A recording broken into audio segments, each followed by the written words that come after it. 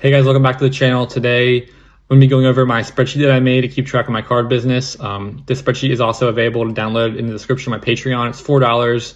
Took me a long time to make, so I really appreciate the support on it. But anyway, let's get into it. First and foremost, I am not a tax professional or a CPA, so obviously I've done my due diligence and checking on the formulas, making sure they're accurate as I'm using it myself. But as you're entering data, double check everything, make sure everything looks good. And also if you have any questions or issues, feel free to reach out to me. I'd be happy to help. Obviously, this is the first time I'm releasing this, so there might be a couple bugs here and there, but for the most part, I think it should be working fine. So anyway, let's go over to how to use. This is just going over how you use each tab in the spreadsheet, each section, how you enter in data, and also some quick tips you want to pay attention to. So you can go ahead and read that if you want to, but I should go over pretty much everything here in the tutorial. So let's go over the dashboard. I will go over to this after we have some data in there, but just going to visualize your whole business pretty much, and you can easily go from each tab right here. So let's go to the cards and inventory. This is where you want to enter in all of your card details. Let's go over here and add some card details. First up, let's go to date acquired, and we can add today's date, and then acquire via purchase. Platform, we'll do eBay, and these data validations throughout the entire spreadsheet will update automatically, so you don't have to retype things when you're entering it in. Also, it kind of acts as a search function. When you do purchase, you can click it right there and then it'll enter. And it's not going to be filled up with a bunch of stuff you're not going to use because it only updates on the data you put in that column. So we'll do eBay, seller, I don't know, we'll do like Bart Simpson, card type, do football, card year, well, misspelled football right there, card year 2024, and then card set, we'll do Prism, name, who can we do? We can do Drake May. Drake May is going crazy right now. Variation silver, rookie card. And then I'll update the card display right there. So like I said, all of the columns that are formula driven are gonna be entered in light gray. I did leave everything fully editable. Obviously you can go in and protect stuff yourself so you don't mess up any formulas, but I wanna make sure that it's very customizable. So the background you can change, all the data tables, formulas, all that kind of stuff you can rearrange if you want. If stuff makes sense in your head, how you do your workflow, feel free to adjust it. This is how I've been using it. I think the best way that I found. So now we'll go over here to purchase price. Let's just say we got it for $100. Shipping paid $10 in shipping, tax, say $10, and then I'll update your original purchase costs and also your cost basis for the card. So let's go over here, and this is where you track your gradient trades. We'll track a trade real quick. Just click tab to enter a new line, and then we'll go over here to date acquired. We can say we got it today as well.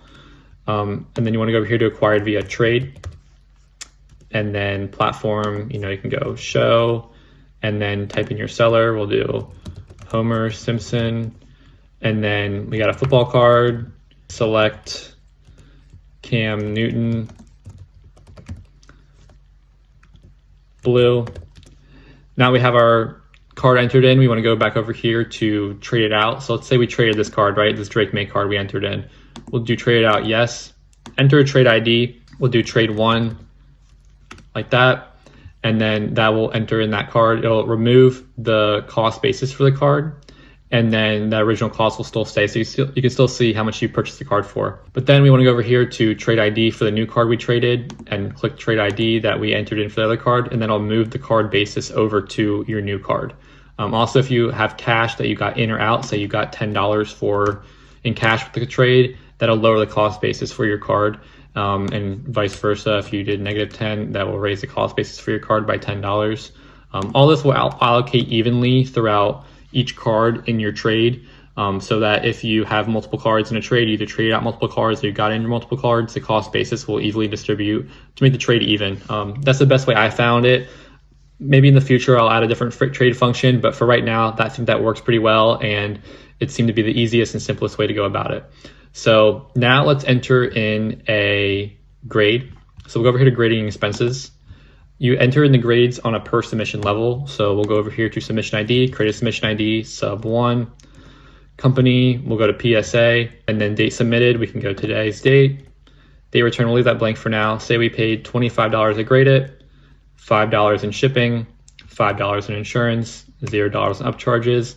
That'll update the total order cost right there. So once you have your submission in, you can go over to cards again and say you want to grade this Cam Newton right here. So right now the cost basis for the card is $120. We'll go over here and do submission ID, sub 1, and that'll update the cost basis with the allocated grading cost. Again, that'll evenly distribute throughout each order so that each order has the proper cost basis. And then let's say you got a PSA 10 on it, right there, PSA 10. And then you go back over here to grading expenses, and that'll update your gem rate. And also it'll update your gem rate on the dashes tab as well. So once you receive your card, you can come back over here and do date returned, and then say you got it back today as well. And then that'll update, you know, say 0 cash tag grading. So that's how it updates with the dashboard as well. Also, if you go to sell this card, go to sale date, say you sold it today as well. That'd be a really quick turnaround. Say you sold it as well. And then sale platform, just say eBay, or we'll go show for now. Sell price, sold it for $300. And then all that you can leave blank. Tax remitted, that's if you remit sales tax yourself. Let's say for this example, I did remit tax myself at a show, I wanted to log it. I did $10 and that'll lower the card profit and your net proceeds. But most people don't do that. So you can leave that as 0 for now. And the platform tax collected, just like if eBay remits the sales tax themselves, which they do. This is just for pure tracking purposes. It won't update any calculations whatsoever. It's just its own column for your own tracking needs. We'll leave those both blank for now. Net proceeds, current basis for the card with the grading, and then your card profit. So that's how you track a sale, a trade, and a grading order. Again, they'll all update automatically when you have more cards in a grading order or more cards in a trade. If you have any questions with them, just please let me know. And then over here, we have some slicers. So this is where automatically all the names you enter in, the statuses, and then your submissions, your status, if it's card graded or not, will all update automatically. And you can just click it and filter in cards, see your card profit for that.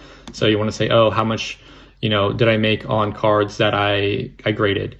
So you go here to returned, and then you can see your card profit for cards you graded. How much did I make on cards that I didn't submit? And it'll say 0 because you didn't make any money on that card.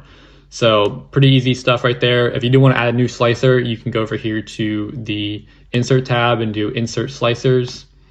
And then, you know, pick whatever metric you want to add a slicer for.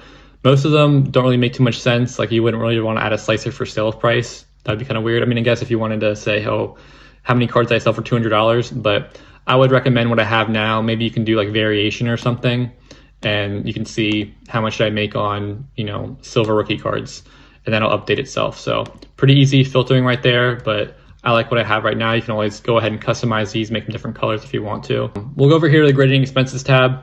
This is where you keep track of, you know, your grading submissions, like I mentioned. It'll also update the profit per order right there, which is nice. And then other expenses here, you enter in all your shipping stuff, your supplies, stuff you use for grading orders, card savers, top loaders, sleeves, any of that kind of stuff you can enter in here in the other expenses. And then also update your dashboard as well, taking into account like, you know, your cash on hand and your total profit and all that kind of stuff. So then obviously you can filter your based on the slicers right here, just like I said before. On the other tab, you can do, oh, how much should I spend on Amazon stuff? How much should I spend on shipping stuff, you know, and then I'll update automatically. So another tab here is a PC tab. This is where you keep track of all your PC cards. This is totally separate from any of the other stuff. Does not update any of the calculations, just purely shows you how much you spent on your own PC. If you want to include that in your KPIs, you can, but I choose not to. But you can always update the formulas as needed. ChatGPT is a great resource. You can just copy and paste the formulas in ChatGPT and kind of rework it if you want to, or if that's something you want me to do personally, I can maybe fix that and release a new version. But right now, I think it makes more sense to have the PC stuff separate. And then also KPIs tab. This is all the KPIs I've calculated. You can always welcome to add more. Again, ChatGPT is a great resource. Just give it your columns and your formulas, and it can generate any KPI you want. And then you go over to your helper tab, and this is also just like a data table that's on the dashboard that I need to live there. So you can go ahead and hide that if you want to. Anyway, your dashboard update automatically.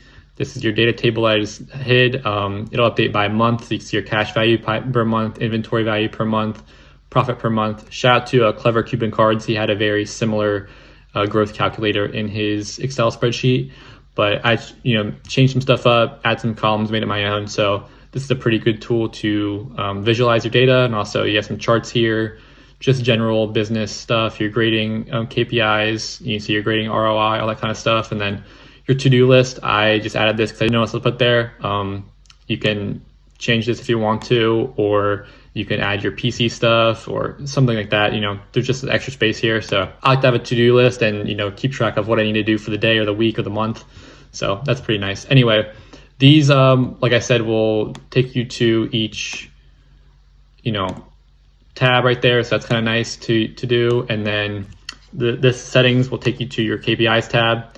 And then these, I'm not going to click them right now because it'll pop up on a different window, but this will take you to PSA, eBay, gem rate, or 130 point. You can add different ones as well as needed. That's pretty much the basis of it. If you have any trouble migrating your data over, I would recommend ChatGPT again. I know a lot of people use their card display kind of as in one cell and don't have all these separate card type, card year, all that kind of stuff.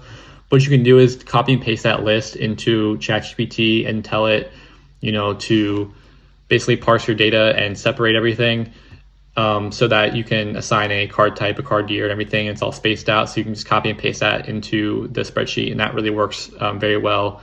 And the purchase price, all that kind of stuff should pretty much be straightforward to copy and paste in there, based on pre-existing spreadsheets. But other than that, that's pretty much it. If you guys have any questions or comments, please let me know. Hopefully this helps somebody. I know I'm going to be playing around with it and really tracking all my stuff more in depth to know how I'm doing my business, and using these slicers to filter out data, see what's working and what's not. And hopefully it just takes a lot less time than manually entering in every card name and date and all that kind of stuff. These data validations and the calculation, it's laid out pretty nicely. So I think it should help. But I really appreciate y'all watching. Again, feel free to reach out. Also, stay tuned for more videos. I'm gonna be posting more shorts and some grading submissions coming up soon. So please like and subscribe for that. And thank you guys for watching. I'll catch you next one. Peace.